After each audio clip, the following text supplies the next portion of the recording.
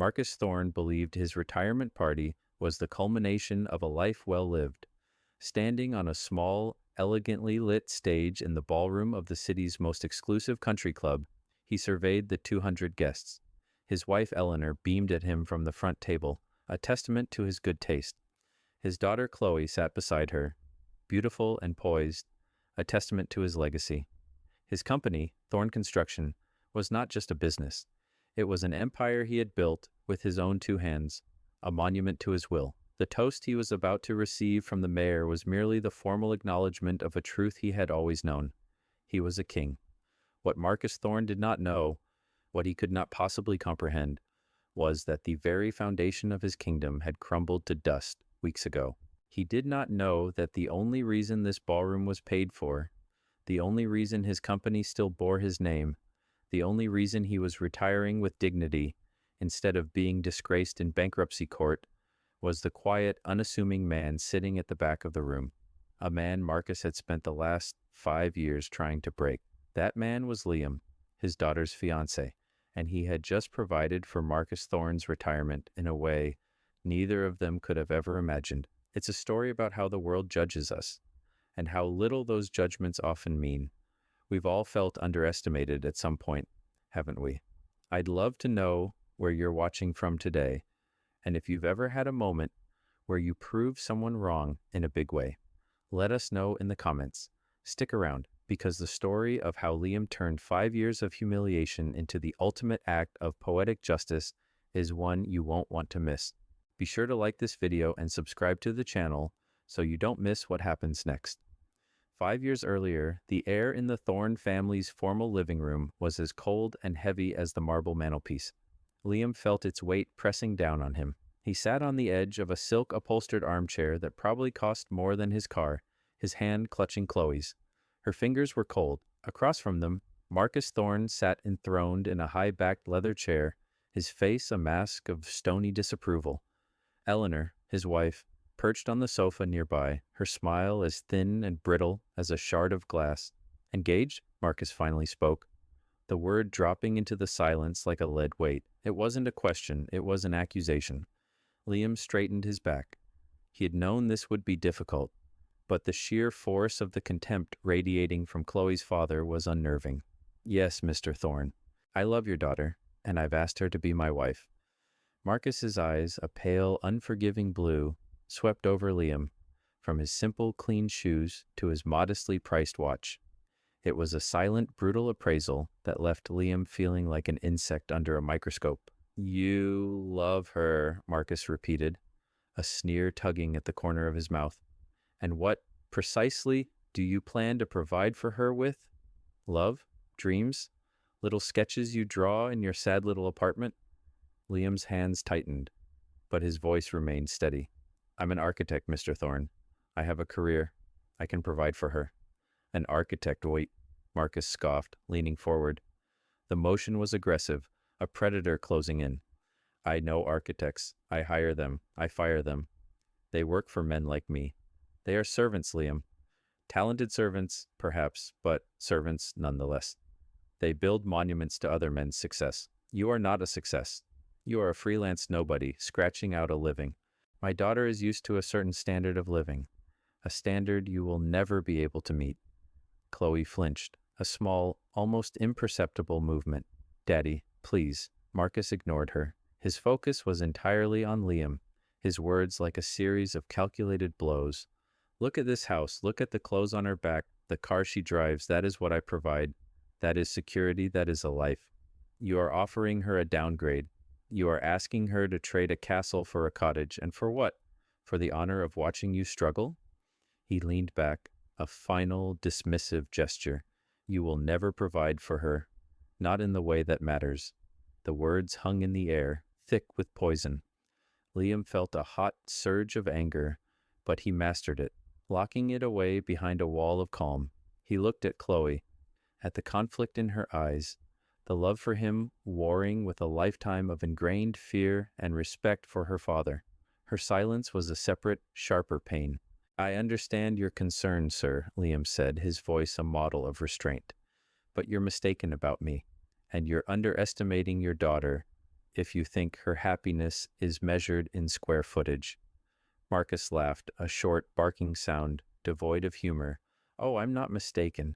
I've been taking the measure of men like you my entire life. You have ambition, but no power. You have talent, but no capital. It's a fatal combination. You'll spend your life chasing scraps from the tables of men like me. He stood up, signaling the end of the audience. The engagement is a mistake. I advise you to correct it, for her sake. As Liam and Chloe left the house that night, the silence in the car was a chasm between them. Chloe finally broke it, her voice small. I'm so sorry, Liam. He's just protective. Liam gripped the steering wheel, the knuckles of his right hand white. That wasn't protection, Chloe. That was a declaration of war. He didn't say what he was truly thinking, that her father had just handed him a blueprint for a 5-year plan. Marcus Thorne saw the world in terms of power and provision. Very well, Liam thought.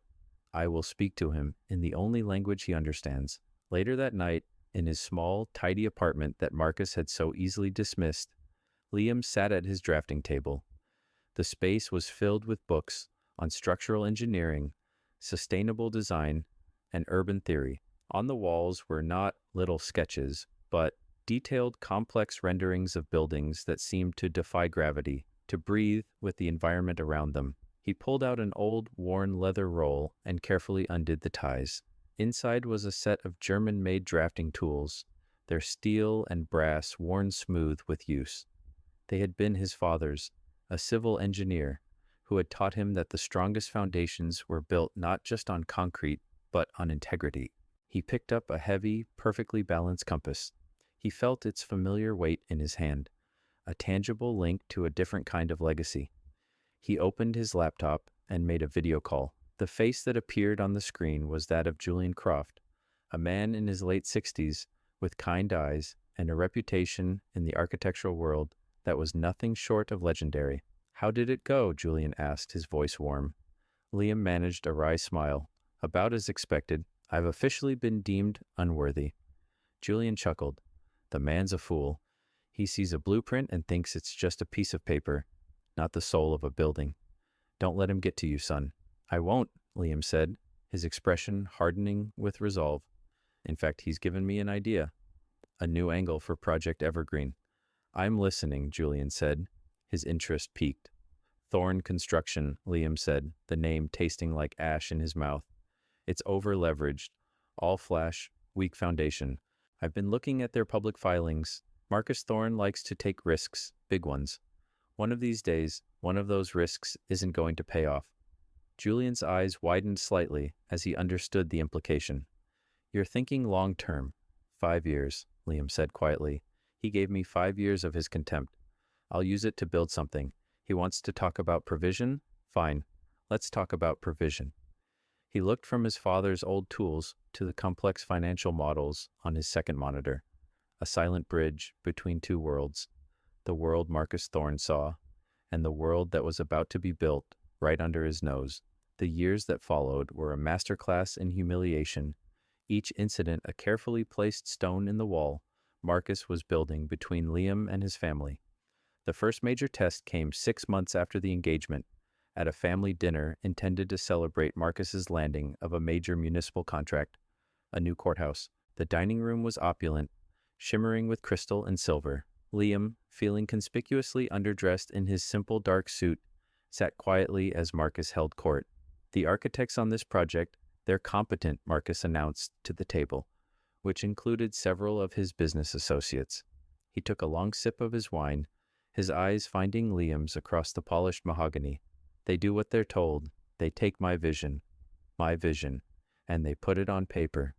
It's a technical skill, like a good plumber or a talented bricklayer. He smiled, but it didn't reach his eyes. Isn't that right, Liam? You'd know all about that. The associates chuckled politely. Liam felt Chloe's hand tense on his knee under the table. He met Marcus's gaze, his own expression unreadable. A building is more than just a vision, Mr. Thorne. It's a system. It has to serve the people inside it and the community around it. The architect's job is to harmonize the vision with that responsibility. Marcus waved a dismissive hand. Philosophy. Very noble. Doesn't pay the bills. This courthouse, he boomed, will be a monument, a Thorn construction monument. We broke ground today. $100 million project. Tell me, Liam, what did you break ground on today? Another sketch for a utopian treehouse? The laughter this time was less restrained. Liam felt the familiar heat rise in his chest, but he pushed it down, converting it into a cold, hard resolve.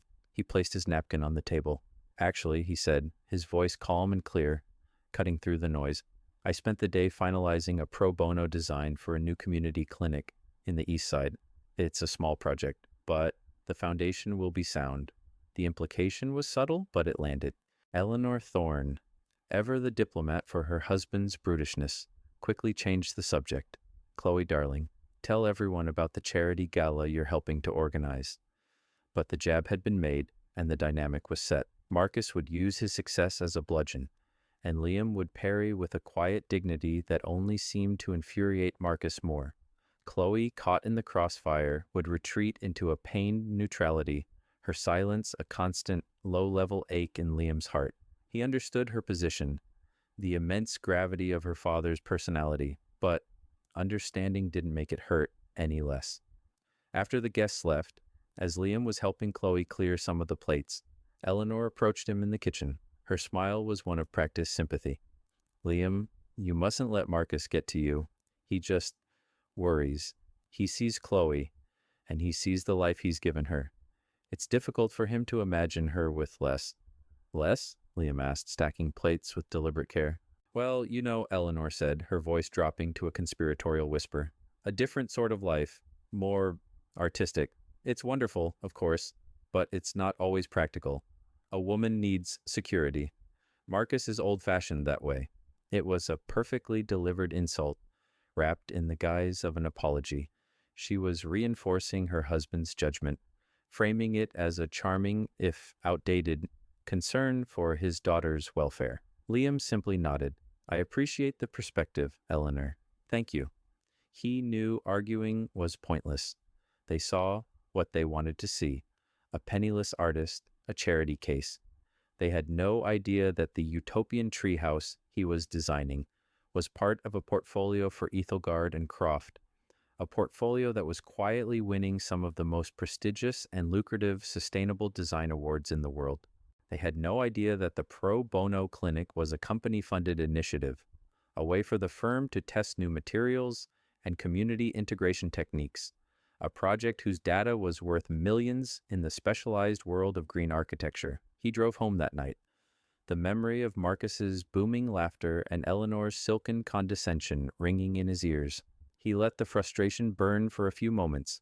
Then he channeled it. He got to his apartment, ignored the blinking light on his answering machine, and went straight to his desk. He pulled up the files for Project Evergreen, the code name for his long-term strategic analysis of Thorn construction. He updated the entry for the new courthouse project, noting the high-interest loans Marcus had taken out to finance it, the aggressive timelines, the politically risky zoning variances he'd pushed through. Marcus saw a monument. Liam saw a house of cards. He added a new note. Subject's arrogance is increasing in proportion to his financial overextension. He mistakes leverage for strength.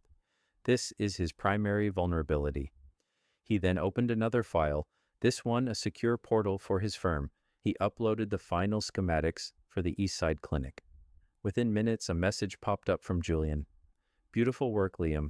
The passive heating and cooling systems are revolutionary. The board in Zurich is very pleased. They've approved the capital release for Phase 2 of the waterfront proposal. Liam leaned back, a slow smile spreading across his face. Phase 2 was a billion-dollar development project. His firm was the lead designer. His name wasn't on the press releases. That was by his own design. A crucial part of his strategy. To the world, Ethelgard and Croft was fronted by the venerable Julian Croft. Liam was the ghost in the machine, the chief strategist, the design engine. It was a role that suited him perfectly. It allowed him to build an empire in silence, while Marcus Thorne built his with noise and fury. One day, Liam knew, the world would find out which structure was built to last. The Christmas 2 years into their engagement marked a new low. The Thorne family's holiday party was an extravagant affair, a veritable who's who of the city's business elite. Liam stood by the towering Christmas tree, a glass of eggnog in his hand, feeling like an anthropologist observing a strange and hostile tribe. Chloe, in a stunning emerald green dress, was circulating with her mother, greeting guests with a practiced grace that made Liam feel even more like an outsider. Marcus found him, of course. He always did. He clapped a heavy hand on Liam's shoulder, a gesture that was meant to look friendly, but felt like an assertion of ownership. Liam, glad you could make it. Enjoying the party? It's a beautiful party, Mr. Thorne. Of course it is, Marcus said, beaming. Only the best, for my family, for my friends. He gestured to a large, elegantly wrapped box under the tree. I have something for you, a little Christmas gift. Later, when the family gathered to exchange presents, Marcus made a show of handing the large box to Liam. Go on, open it, he urged, his voice full of false bonhomie. All eyes were on Liam. He could feel the weight of their collective gaze. He carefully undid the ribbon and lifted the lid. Inside, nestled in layers of tissue paper, was an exquisitely tailored but incredibly flashy designer suit. It was charcoal gray with a faint pinstripe, the kind of suit a man wore when he wanted everyone to know how much it cost. With it was a silk tie in a garish shade of gold. A man in your position, dating my daughter, needs to look the part, Marcus announced to the room. You can't be showing up to events in those humble little suits of yours. This is an investment in you. Or rather, he added with a wink to one of his cronies, an investment in my daughter's public image. The room filled with polite, knowing laughter. It was a breathtakingly cruel act. It wasn't a gift. It was a costume. It was a public declaration that Liam, as he was not good enough. He was a project to be managed, a problem to be solved. He looked at the suit, then at Marcus's smug, triumphant face. He felt Chloe's eyes on him, pleading. She wanted him to smile, to be a good sport, to accept the humiliation gracefully. He folded the tissue paper back over the suit with deliberate, unhurried movements. He looked directly at Marcus, his face a perfect mask of calm gratitude. Thank you, Mr. Thorne. It's a very generous gift.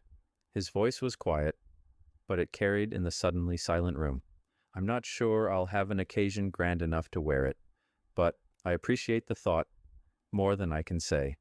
He had refused to play the game. He hadn't been grateful enough to satisfy Marcus's ego, but he hadn't been angry enough to cause a scene. He had simply accepted the insult with a dignity that turned it back on the giver. Marcus's smile tightened. He had wanted a reaction, flustered gratitude or indignant anger. Liam's quiet composure had robbed him of his victory. Later, Chloe tried to apologize. He didn't mean it that way, Liam. He really thinks he's helping. Chloe, Liam said, his voice gentle but firm as they stood on the cold stone patio, away from the noise of the party. He meant it exactly that way. He was marking his territory, and you let him. Tears welled in her eyes. What was I supposed to do? Yell at him in front of all those people? It's Christmas. You were supposed to defend me, Liam said softly. You were supposed to say, Dad, I love Liam just as he is. He doesn't need a new suit. You were supposed to choose me. The words hung between them, a painful, unspoken truth. Her loyalty was divided, and in the moments that mattered, it always seemed to default to the path of least resistance, which was the path of her father. I'm sorry, she whispered, wrapping her arms around herself. Liam pulled her into a hug, the warmth of his body a stark contrast to the cold night air. I know, but one day, you're going to have to make a choice, a real one. As he drove home that night, the expensive suit in its box on the passenger seat, like a silent accusation, Liam's resolve hardened into something akin to diamond. This was no longer just about proving Marcus wrong. It was about saving Chloe from a gilded cage she didn't even realize she was in. He walked into his apartment, placed the box on the floor of his closet, a reminder, a piece of evidence, and went to his desk. He logged into the secure network of Ethelgard and Croft. For the past year, his firm had been in quiet negotiations to partner with a new, aggressive green technology investment fund based out of Singapore, Viridian Capital. They specialized in identifying and funding large-scale infrastructure projects that met rigorous sustainability criteria. They were looking for a North American partner to vet potential investments. Ethelgard and Croft, with its unparalleled expertise, was the perfect fit. The deal was in its final stages. Liam opened his Project Evergreen file. He began to cross-reference Thorn Construction's debt structure with Viridian Capital's investment parameters. A plan began to form, audacious and complex. Marcus Thorn was a gambler. Soon Liam knew he would make a bet so big he couldn't afford to lose. And when that day came, the house, the dealer, and the deck of cards would all be owned by Liam. The flashy suit in his closet would be the last thing Marcus ever gave him. The next thing he received would be a lesson in the true meaning of the word provide. The breaking point arrived in the 5th year. With the subtlety of a freight train, the regional economy had taken a downturn, and the construction industry was hit hard. Marcus Thorn, who had always operated on the razor's edge of high risk, high reward, suddenly found himself dangerously exposed. His monument, the courthouse, had been plagued by cost overruns and delays. The high-interest loans he had taken out were becoming an anchor, pulling his entire company toward the abyss. His arrogance had prevented him from scaling back, from consolidating. He kept pushing, kept expanding, convinced his will alone could bend the market. His salvation, he believed, lay in one last massive project, the Phoenix Initiative. It was a state-sponsored urban renewal project to redevelop a derelict industrial waterfront. The contract was worth nearly $500 million, enough to clear all his debts and secure his legacy forever. But to even be considered a finalist, Thorn Construction needed to prove it had the capital reserves to handle a project of that scale, and, more importantly, the technical expertise to meet the government's new stringent environmental standards. Marcus had neither. He was bleeding money, and his company, for all its bluster about quality, was a decade behind in sustainable building practices. He needed a massive infusion of cash from an investor who could also bring the green credentials he so desperately lacked.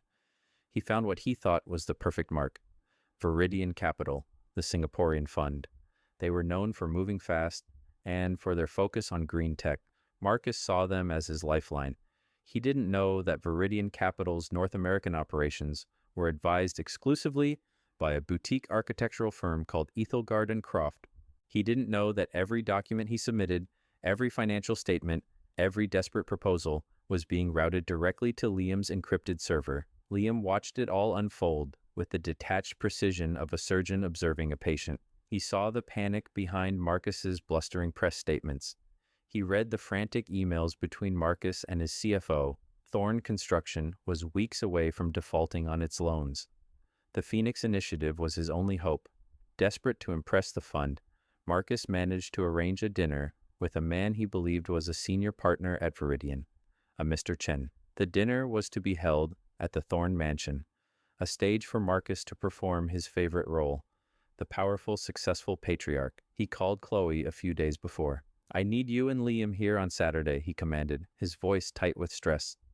"This is the most important dinner of my life. I need everything to be perfect." "Of course, Daddy," Chloe said. "We'll be there." When they arrived on Saturday, the atmosphere in the house was electric with tension. Eleanor was fluttering around, adjusting flower arrangements with trembling hands. Marcus, dressed in an impeccably tailored suit, was pacing the living room like a caged tiger. He cornered Liam by the bar. "Listen to me," he hissed, his face pale. "This man Chen is my last shot. I need you to be invisible tonight. Stay in the background.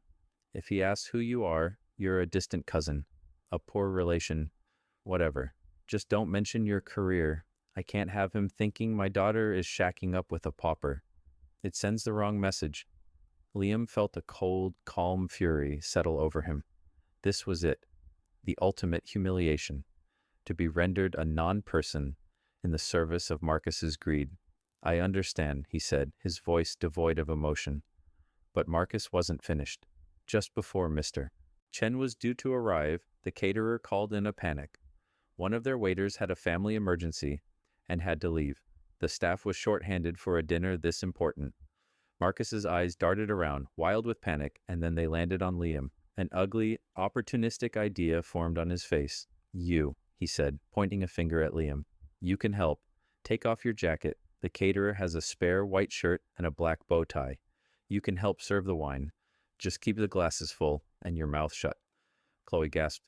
"Daddy, no, you can't." "Be quiet, Chloe," Marcus snapped. "This is my company, my life. He can do this one small thing. After all I've done for you, he owes me this." Liam looked from Marcus's desperate, feverish face to Chloe's horrified one. He saw the tears welling in her eyes, the silent plea for him to refuse, to fight. But he also saw her paralysis. She was not going to defy her father. Not even now. In that moment, something inside Liam shifted. The last vestiges of hope he had for Marcus, the last bit of empathy he held for Chloe's difficult position, evaporated. This was no longer a game of chess, it was a demolition. He slowly, deliberately began to unbutton his jacket. "Of course, Mr. Thorne," he said, his voice unnervingly calm. "Whatever you need." Chloe stared at him, her expression a mixture of disbelief and shame. "Liam, don't." He met her gaze, and for the first time, she saw something in his eyes that frightened her, an absolute chilling finality. "It's all right, Chloe," he said softly. "It's just for one night." For the next 3 hours, Liam played the part of a servant in the home of his fiancée's parents. He wore the ill-fitting white shirt. He poured the expensive wine for Marcus and his guest. He cleared their plates. He listened as Marcus pontificated about his company's strength and vision, a grotesque performance of lies built on a foundation of sand. He avoided Chloe's gaze, which followed him around the room like a wounded animal.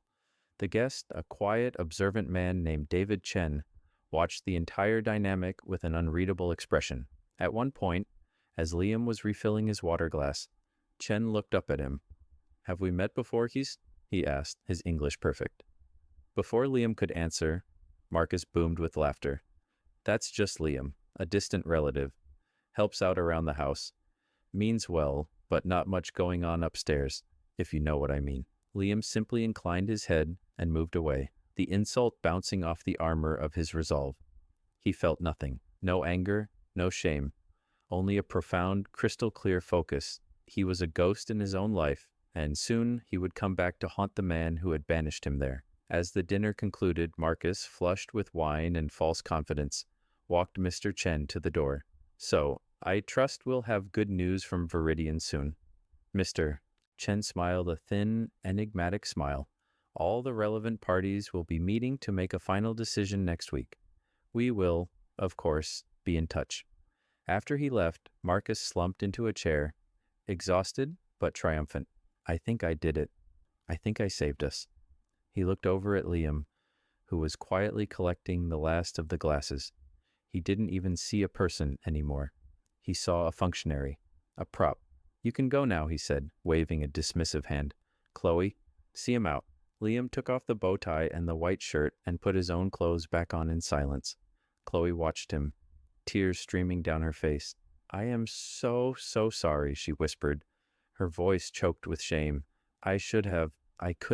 Liam turned to her, his face gentle, but his eyes distant. "It's done, Chloe. There's a meeting next week, a final decision. I need you to be there."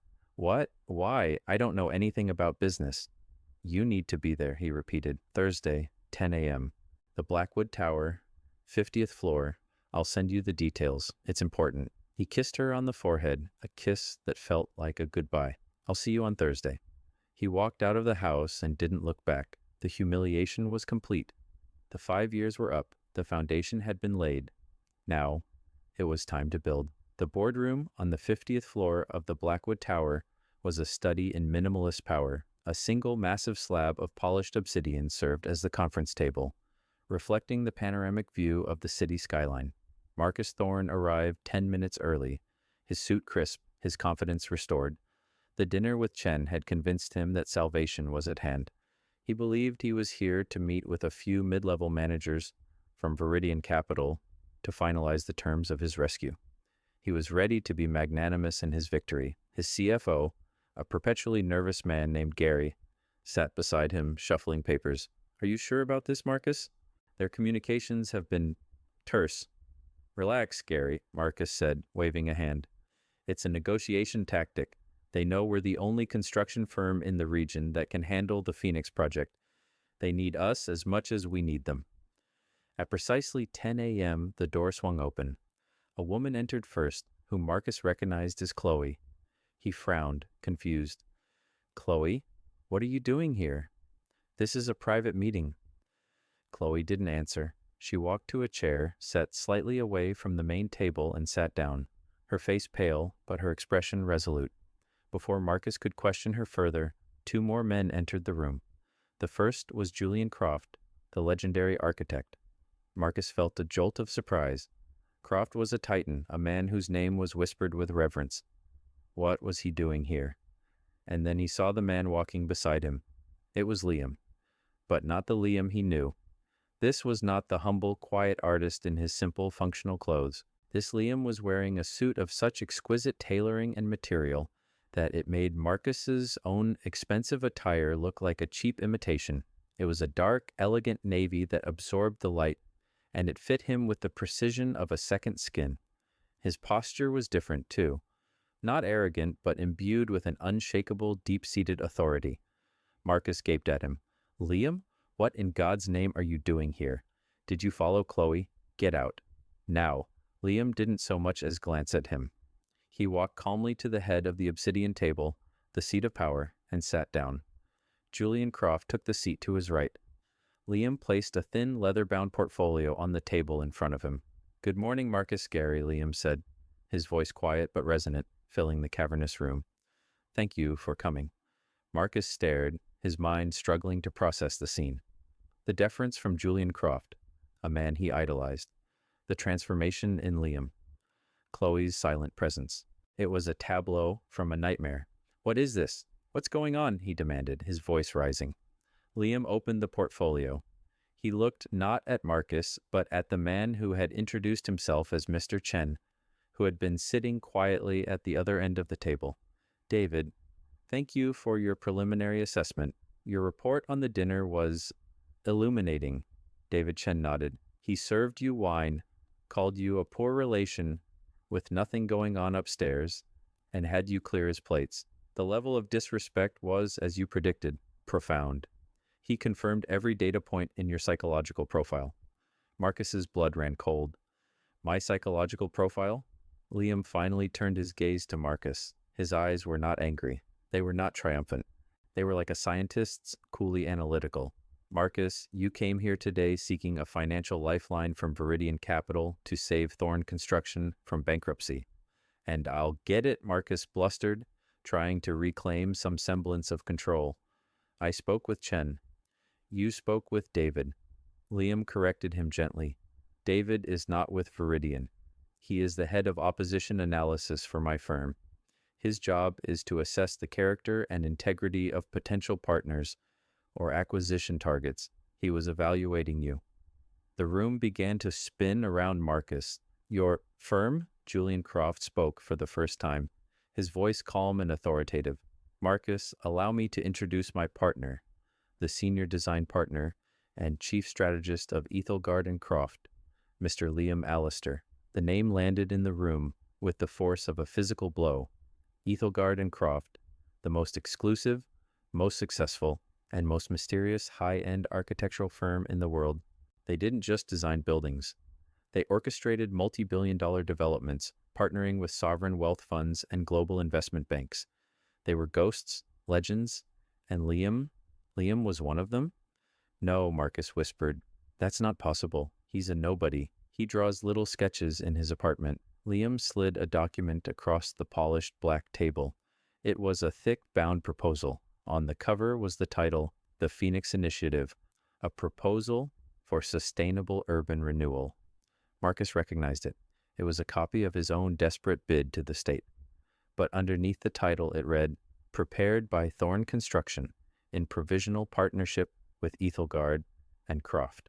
My firm Marcus, Liam explained patiently, as if to a child, was hired by the state to consult on the Phoenix Initiative, specifically to develop the environmental and sustainability requirements that any bidding company would have to meet, the standards you couldn't meet.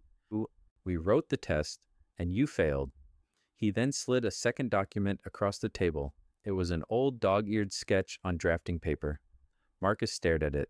It was a beautiful, futuristic design for a waterfront development, full of green spaces and elegant soaring towers. Do you recognize this? Liam asked. It was on my wall 5 years ago, the first time I came to your house. You called it a utopian treehouse. This sketch became the foundation for the master plan that the state adopted. The Phoenix Initiative is my design. Marcus, you were bidding for the privilege of building my vision. The air left Marcus's lungs. He looked at Liam, at the quiet power radiating from him, and for the first time he saw him, not the penniless artist, not the unworthy suitor, but a force of nature he had been blind to. The 5 years of mockery, the condescension, the petty cruelties, it all flashed before his eyes, recast in a new, horrifying light. He had been mocking a king, not knowing he was a king. Why? Marcus croaked, his voice a dry rasp. Why the charade, the little apartment, the humble act? It wasn't an act, Liam said. It's who I am. I believe my work should speak for itself, not my bank account. You are the one who lives in a charade, Marcus. A charade of wealth and power built on a mountain of debt and a foundation of arrogance. You judged me by the cover and never bothered to read the book. That is your failing, not mine. Liam leaned forward, his hands clasped on the table. The final quiet bomb was about to drop. Viridian Capital has, on the recommendation of my firm, decided to pass on a direct investment in Thorn Construction. Your company is insolvent and poorly managed. However, he continued as Gary, the CFO, made a small whimpering sound. Ethelgard and Croft has a vested interest in seeing the Phoenix Initiative built correctly. Therefore, we have made a different arrangement. This morning, my firm acquired the entirety of your company's debt from the 3 primary lenders. As of 9:45 a.m., Marcus, I am your bank, and you are in default. Marcus Thorne stared at Liam, his face ashen. The swagger, the arrogance, the entire edifice of his personality crumbled into dust. He was no longer a king in his castle. He was a supplicant, a beggar. The man he had spent 5 years trying to humiliate now owned him. What are you going to do? Marcus stammered, the words barely audible. He envisioned ruin, public disgrace, the complete annihilation of his name. Liam's expression remained unreadable. He had brought Marcus to the edge of the abyss, made him stare into it, made him feel the terror of the fall. But he was not a cruel man. Vengeance was not the point. Justice was. I'm not going to destroy you, Marcus, Liam said, his voice softening almost imperceptibly. Destroying you would hurt Chloe, and despite your best efforts, she is still the woman I love. He paused, letting the words sink in. Instead, I'm going to provide for you. He slid a final document across the table. It was a purchase agreement. Ethelgard and Croft, through a subsidiary holding company, will acquire a 90% controlling interest in Thorn Construction for the symbolic price of $1, plus the assumption of all its debts. We will inject the necessary capital to stabilize the company and execute the Phoenix Initiative contract, which, I can now assure you, you will be awarded. Marcus stared at the paper, his mind unable to grasp the lifeline he was being thrown. You're saving the company? I'm saving the jobs of the 300 people who work for you, Liam corrected him. I'm saving the name for Chloe's sake. But the company, as you know it, is over. It will be a subsidiary of my firm. I will be its chairman. My people will run it. Then what about me? Marcus whispered, his eyes pleading. You, Liam said, his gaze unwavering, will retire, effective immediately. You will sign this agreement, and you will sign this resignation letter. In return, the company, my company, will grant you a generous retirement package, a pension, full health benefits, and the lifetime use of your house, whose mortgage I now also happen to own. You will have your dignity. You will have your country club membership. You will be able to hold your head up in public. The poetic justice of it was staggering, a masterpiece of retribution so complete, so elegant, it was almost beautiful. Marcus had told him he would never provide for his daughter. Now Liam was providing for her entire family, including the very man who had scorned him. He was funding Marcus's retirement. Marcus looked at the papers, then at Liam, then at his daughter, Chloe. who had been watching the entire exchange with wide, tear-filled eyes. In her expression, he saw not pity for him, but a dawning profound respect for the man he had so terribly misjudged. It was in that moment that Chloe found her voice. She stood up and walked to stand behind Liam's chair, placing a hand on his shoulder. She looked at her father, her voice shaking but clear. For 5 years, I have stood by and let you belittle and humiliate the best man I have ever known. I was a coward. I was afraid of losing the life you gave me. But today, I see what a real life is. It's not about houses and cars, Dad. It's about integrity. It's about character. It's about building things that last. She looked at Liam, her love for him shining in her eyes. I choose him. I choose this. Her words were the final blow. Marcus Thorne, the titan of industry, the king of his own small world, finally broke. He slumped in his chair, a defeated old man. He picked up the pen with a trembling hand. He had no other choice. Liam had left him with everything, and with nothing at all. He signed the papers, his signature a weak, spidery scrawl, a ghost of the bold hand that had built an empire now lost. The reversal of fortune was complete. The man who was once diminished now held all the power, and the man who held all the power was now diminished, living on the provision of the one he had deemed unworthy. The aftermath was quiet, almost unnervingly so. The world did not see a corporate execution. It saw a graceful transition. The press release drafted by Liam's own communications team announced Marcus Thorne's honorable retirement after a long and storied career. It spoke of Thorne Construction entering a new era through a strategic partnership with the globally respected Ethelgard and Croft, securing its future and positioning it to lead the landmark Phoenix Initiative. It was a masterpiece of corporate narrative, painting a picture of strength and continuity where there had been only weakness and collapse. Marcus played his part. He was a ghost in his own life now, haunting the opulent rooms of the house he no longer truly owned. He attended the retirement party that Liam's firm had organized and paid for, a grand affair to cement the public narrative. He stood on the stage and accepted the accolades, his smile a hollow mask, his eyes vacant. He was a king presiding over a kingdom that was no longer his every comfort a reminder of his ultimate defeat. He was living, quite literally, on Liam's provision, a gilded cage of shame. A few days after the party, Liam found him sitting alone by the pool, staring into the chlorinated blue water. Marcus looked up as Liam approached, his expression weary. The fight was gone. "The gardens look nice," Marcus said, his voice raspy. "The new landscaping company you hired is very good." It was a small, pathetic acknowledgement of Liam's control. Liam sat in the chair opposite him. He hadn't come to gloat. That was Marcus's game, not his. He had come to close the loop, to deliver the final quiet lesson. "I didn't do this to punish you, Marcus," Liam began, his voice calm. "I did it to teach you. You see the world in terms of money and power.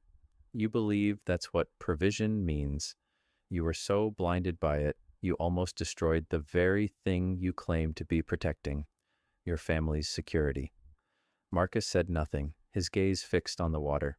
"For 5 years," Liam continued, "you tried to make me feel small. You insulted my work, my home, my character. You made me serve wine at your table. You did everything in your power to prove I was worthless. But a person's worth, Marcus, isn't determined by the opinion of others. It's forged in their integrity, in the quality of their work, in their refusal to compromise their principles. You thought my quietness was weakness. You thought my lack of flash was a lack of substance. You were wrong." He leaned forward slightly. "I have more money than you could ever dream of. My firm builds entire city districts. I could have crushed you. I could have let your company collapse, let you face public disgrace and bankruptcy. I could have taken everything from you and left you with nothing." Marcus finally looked at him, a flicker of the old fear in his eyes. "Why didn't you?" "Because that's what you would have done," Liam said simply. "And I am not you. My goal was never to ruin you. It was to secure Chloe's future. That's what a man does. He provides. And providing for Chloe meant saving her from the consequences of your arrogance. It meant ensuring her family name wasn't dragged through the mud. It meant giving her father a dignified exit instead of the humiliating failure he deserved." The words were a moral mirror reflecting Marcus's own behavior back at him in stark, unforgiving clarity. He had been so obsessed with Liam's ability to provide for his daughter that he never once considered his own catastrophic failure to do so. "I am providing for your retirement, Marcus," Liam said, his voice dropping to a near whisper. "I am providing for this house. I am providing for the name on the front of your old company building. Every comfort you have from this day forward is a gift from the man you deemed unworthy. I want you to remember that, not with bitterness, but with a sense of the lesson you were taught. True strength is quiet, true wealth is in character, and respect is earned, never demanded." Liam stood up to leave. He had said everything he needed to say. The 5-year project was complete. As he walked away, Marcus spoke one last time, his voice choked. "The suit, the one I gave you for Christmas, it's still in the closet in your old apartment, isn't it?" Liam paused but didn't turn around. His old apartment was now a guest suite in the penthouse he and Chloe were moving into, but he understood the question. "Yes, Marcus, it is. It's a reminder." "A reminder of how I humiliated you?" "No," Liam said, finally turning to look at the broken man by the pool. "It's a reminder of what you thought was important, and a reminder that the most valuable things can't be bought or worn." The relationship between Liam and Chloe, forged in the crucible of her father's making, was transformed. The power dynamic had irrevocably shifted. The choice she had been forced to make in that boardroom had been a liberation. She had shed the skin of the dutiful, fearful daughter and emerged as a woman who knew her own mind. She found Liam on the balcony of their new home, a spectacular penthouse overlooking the city, the future site of the Phoenix Initiative visible in the distance. He was standing at a drafting table, not a digital one, but a beautiful old wooden one. He was sketching with charcoal, his father's old tools laid out beside him. She came up behind him and wrapped her arms around his waist, resting her chin on his shoulder. "What are you designing now, Mr. Allister? Another multi-billion-dollar takeover?" He smiled, turning to kiss her. "No, I'm designing our home, the one we're going to build out in the country after this project is done. With lots of glass and sustainable materials, I assume," she teased. "And a foundation built to last," he said, his eyes full of love for her. She grew serious. "I am so sorry, Liam, for all the times I was silent, for all the times I didn't stand up for you. I was so afraid of him, of losing—" "I know," he said, stroking her hair. "He had a powerful hold on you, but you broke it. When it mattered most, you stood with me. That's all that matters." She had learned the same lesson as her father, but from the opposite direction. She had been raised to believe that love and security were intertwined with wealth and status. Liam had shown her that security came from something much deeper, from character, from shared values, from a partnership built on mutual respect. Her father had offered her a life as a princess in his kingdom. Liam was offering her a life as a partner in building their own.